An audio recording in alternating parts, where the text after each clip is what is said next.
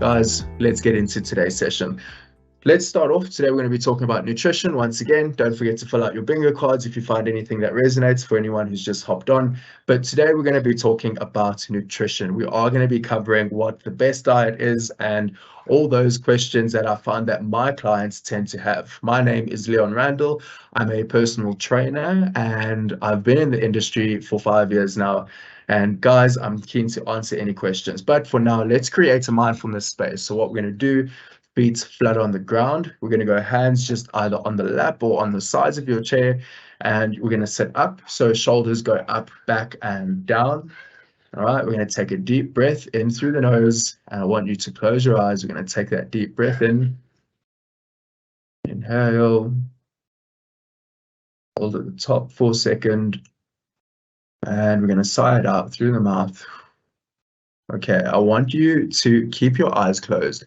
I'm going to be taking you through a short mindfulness exercise, and this is box breathing.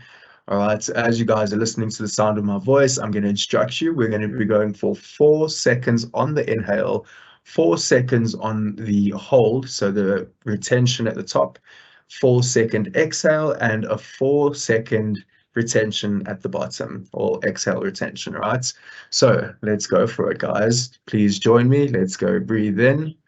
1, 2, 3, 4, and hold.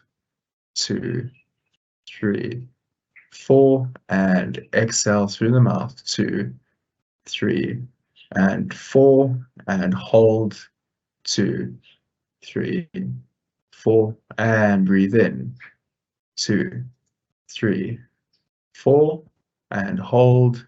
2, 3, 4, and exhale out the mouth. 3, 4, and hold at the bottom. 2, 3, 4. We're going to go one more time. Take a deep breath into the diaphragm. 2, 3, 4, and hold at the top. 2, 3, 4, and exhale. 2, 3, 4, and hold all the air out. 2, 3, and 4. With your eyes closed, I want you to feel into the body, right? So every time you take a breath in, I want you to imagine expansion, and every time you exhale, I want you to relax, starting from the face, right? So we're going to breathe in and exhale. As we exhale, we relax the eyebrows, we relax any tension we might be holding in the eyes, in the cheeks, in the ears. Take another deep breath in. And I'd love for you to join me as we exhale. We start to relax the shoulders, allow gravity and feel gravity to take the shoulders down towards the earth. Take another deep breath in. And exhale. As you exhale, I want you to start bringing awareness into the parts of your body that are touching your chair. So whether that's your legs, your back, take another deep breath in. And as we exhale, continue to bring awareness into your back and the points of contact with your chair, your bum, your legs. Take another deep breath in. And as we exhale this time, we're going to feel the points of contact with the ground. So that's your feet. I want you to bring awareness into your toes, into the ball of your foot, your heel. Take a deep breath in. Last one. And as we exhale, completely let gravity pull your body down and open the eyes. Guys, welcome to this morning's chat about nutrition. Guys, let's have a look at our next slide. We're going to be getting into number 1, the importance of protein. Okay, so I usually tell my clients I love to hone in on the importance of protein because these are the building blocks. For anyone who's done biology, we know and we understand that these are the building blocks of our biology. So our cells, our absolutely everything is made of biology. So about protein, we know that protein released is Well, protein is created for specific functions, right? So the body obviously creates certain proteins for function. An example of this is when we eat something, when we eat like a carbohydrate, or the moment our body, and this is the beautiful thing about our body, guys, the moment our body feels that there is an increase in blood sugar, it then sends a signal to our pancreas to then release insulin. And what the pancreas does is it molds and shapes the type of protein, which is then going to be obviously insulin, and then releases it into the body. So what protein is, these are long chains of amino acids folded into tight bundles, and the function of the protein is determined by the shape in which it's molded into. And I think that's pretty cool. Obviously, we get our essential amino acids. We get those from foods. So, for example, when you eat your chicken or when you eat your whatever it might be, you have your protein shake.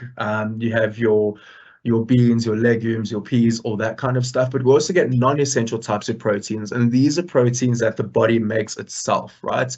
So I love protein purely not because it's just supposed to help you get muscle, but in fact, less than 5% of the protein that you intake per the meal actually goes to your muscle. So for example, I go to the gym today and I want to get that little bit stronger. Obviously, you don't get strong at the gym, you get strong in your recovery time. And how that works is the protein obviously is absorbed by the muscle. The protein goes in to repair the muscle. But as I say, only, well, less than 5% of that is actually used for muscle. And that's level dependent, right? If you've been training for a good couple of years and you're really serious about your training, you're really dedicated, for your intermediate to your advanced level people within training, people who've been training for a while, it's actually less. It actually goes down to 2%, 3%, person dependent, metabolism dependent. But where does the rest of the protein go to, right? The rest of the protein goes to other tissues, other organs, your skin, your nails, your hair, absolutely everything else. For example, insulin, all the little microbacteria. That's where all the other protein goes to. But protein, as I say, isn't just for building muscle. It's also supposed to help you with satiation, so your satiety levels and your cravings. I've found it personally for me, and I've found it within my clients who I have been designing meal plans for, but their sugar cravings and their general hunger, but more specifically now sugar cravings, because that's what most people struggle with, that has a very significant decrease. And this is because of the way that protein makes you feel satiated. Guys, in our next slide, we're going to be having a look at calories in versus calorie out. We all know about calorie deficits. All right, if you are on social media and you follow fitness influencers, or you've been on a conversation with me before, you know that I talk about a calorie deficit. But why? All right, so calorie deficit, yes, it does affect your body composition, so the way your body is shaped. It obviously does help you with your weight management. It's guys, it's pure math. It's obviously in the sense of what you eat, what you intake. You want that to be less than what you burn. You want that to be less than the calories that you burn. All right, and that's what's going to give you weight loss. And obviously, what gives you weight gain is the more calories being eaten and more calories being used. So there are two important concepts here.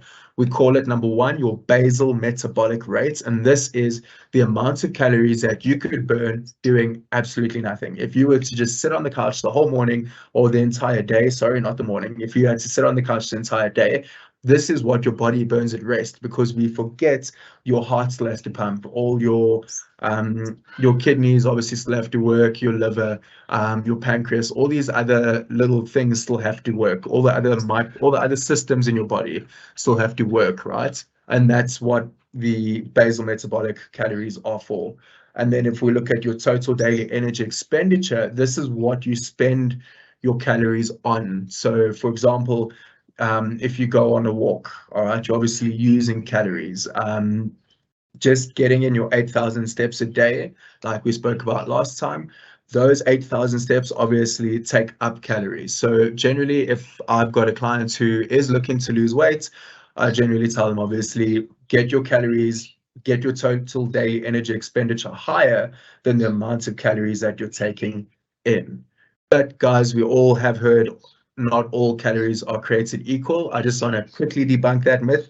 All calories are created equal because the calorie itself, all a calorie is, it's a measurement, all right? It's a measurement of heat that's needed to heat up water, right? And that's how we get our energy. So all calories are pretty much created equal, guys. Let's have a look at our next slide. We're going to be talking about which is the best type of diet. Okay, now I'm going to hit the nail on the head. The best type of diet is the one you stick to.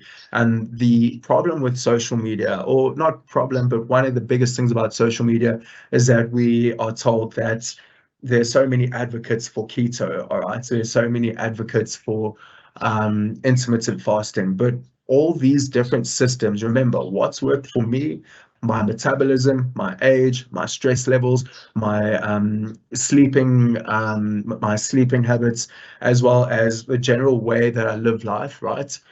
My system isn't necessarily going to work for someone else. And this is the problem trying to use other people's systems. It's not, I'm saying don't take what someone else is telling you as gospel. Don't take what they're telling you as like, this is the way or that is the way. There is not one way. The only way that's important is the way that works for you and gets you to the results that you actually want to get to. All right.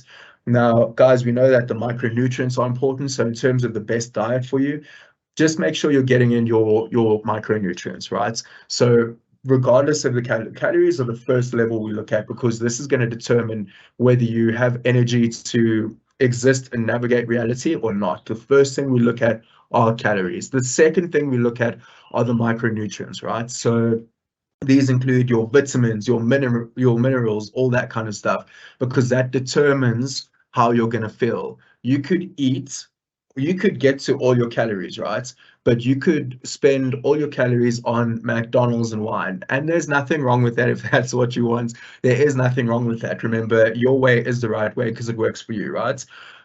However, if your goal is to optimize your sleep, your goal is to optimize the way you're feeling, your energy levels, your ability to train, as well as your cognitive abilities, if your goal is to optimize that, then your micronutrients are important. General rule of thumb, I say try your best to eat every 3 to 4 hours.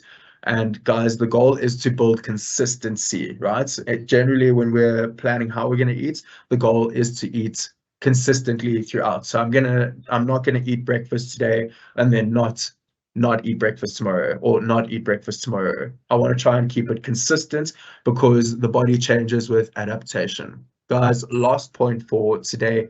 Please remember that carbs are not the enemy, okay? Carbs give you energy. They're definitely not the enemy.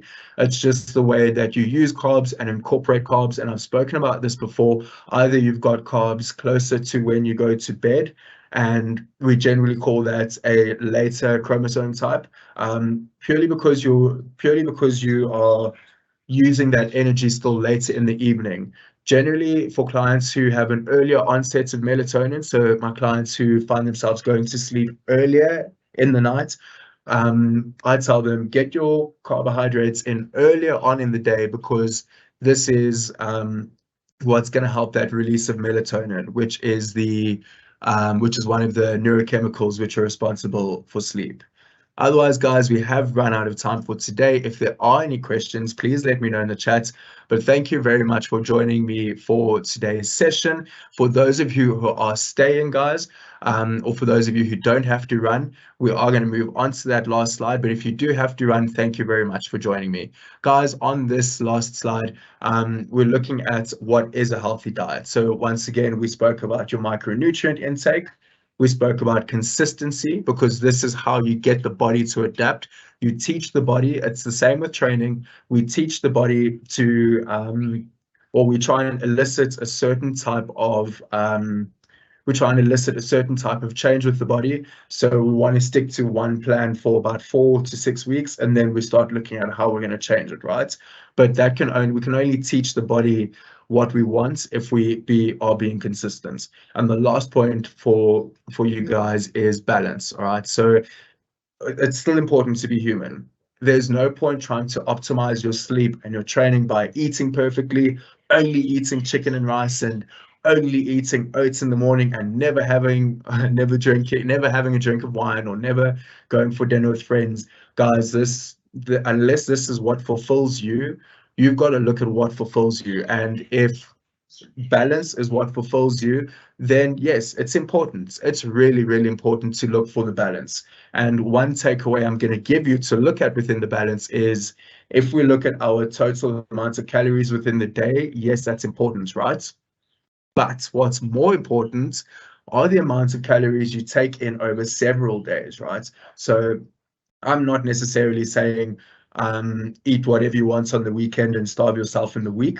And I know that some people's approach to diet is simply just not eating, because some people believe that just by not eating, you're in the safe, but that's not how it works, because you still want to give your body the energy, you still want to give your body the micronutrients it needs to function optimally, right? But what I am saying is take your total amounts of calories that you've been eating over the span of 7 days. And what you can do is you can break it up, and some days eat more and some days eat a little less. But again, that's got to be consistent. So if you decide to, we call it a 5-2 split. So you go 5 days at a lower calorie rate or 5 days at a higher calorie level. And then the next 2 days, obviously opposite to what you've been doing for the 5 days. And if this is the method that you do go, keep that consistent over time, over the next 4 to 6 weeks. Guys, this is the end of our session. Thank you very much. If you have stayed, if you hadn't had to run, let me know if you've got any questions, and I will catch you guys in our next meeting. Have a lovely day further.